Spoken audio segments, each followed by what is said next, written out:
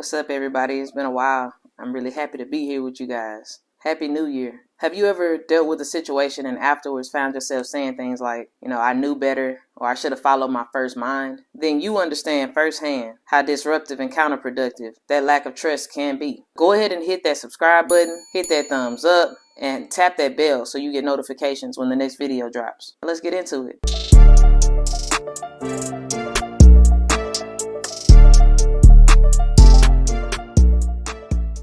Trust you, an acronym for your own understanding when it comes to decisions that alter your life as you know it, or decisions that affect family. Maybe it's a decision that can't be reversed. Trust you when dealing with matters of the heart, and especially when you're assessing the energies around you and assessing how your energy is around others. Trust you when you feel like something is off, especially as it concerns your safety. Now, we've all been through things and put into situations that have chipped away at our trust in humanity. However, trust should be a guideline and not a restriction. And what I mean by that is, for example, let's say you're in a relationship with a person and all they've done is lie to you. It doesn't matter on what scale the lie is, it's just lies that you found out about. Now, when you meet someone new, you're stuck in the unfortunate cycle of overcorrecting. And I don't blame you for it. Hell, I'm guilty of it myself. But it's said that as humans, we suffer from two things: memory and imagination. Either we're ruminating over previous painful experiences, or we're imagining and anticipating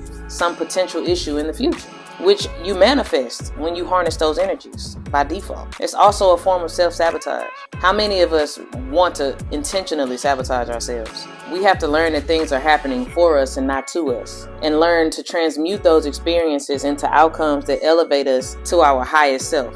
Be where your feet are, in the present. Now, every other conversation you have with your homegirls or your homeboys is about how you're not about to let somebody else play you, and you're gonna get them before they get you, or I'm gonna talk to them, but I'm not about to take it serious. I'm gonna give them pieces of me, which is ultimately your prerogative. But please understand that you will only get pieces in return. At this point, now you're operating from a place of lack instead of taking the time to heal and understand what took place and why. Because when you finally do, you'll begin to understand that it was circumstantial and it doesn't have to be the result in every case. It's my hope for all of you that you're able to come to these realizations before you've passed up too many potential blessings and opportunities that could be life-changing. And that's not just in love. Allow the things that you've been through to help you remember how you felt and how you don't want to feel that way again. But if you shut down and you limit yourself so severely, you might begin to feel like you're not living at all, only existing. And you deserve better than that. Life is short. Let's go ahead and get into the benefits of trusting you.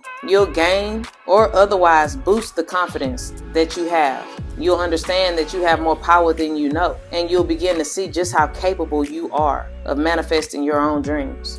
There's no one to blame. So the blame game, that phase can be skipped so you can get right back on track. You'll understand that less than favorable results will only get you closer to the desired outcome. You will disprove any limiting beliefs you have about yourself.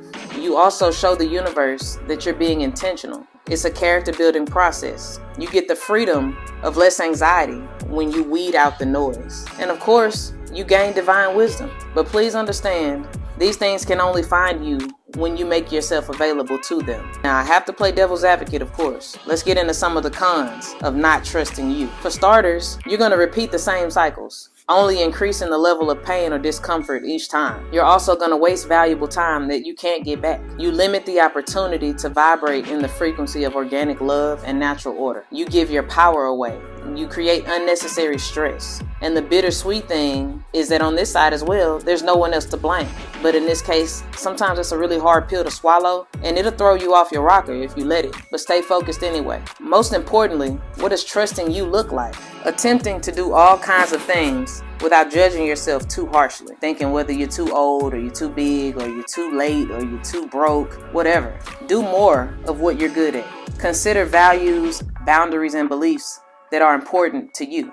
Look inward for guidance, not to those closest to you who sometimes have something to gain or simply may not understand where you're coming from. Be aware of your thoughts and feelings. Always use open and honest communication. Stick to personal standards, ethics, and core values. Understand when you need to put you first, and understand that that's okay. Embrace vulnerability. This is what allows people to truly see you. And remember that it's an act of bravery, not imperfection. This is a judgment-free zone.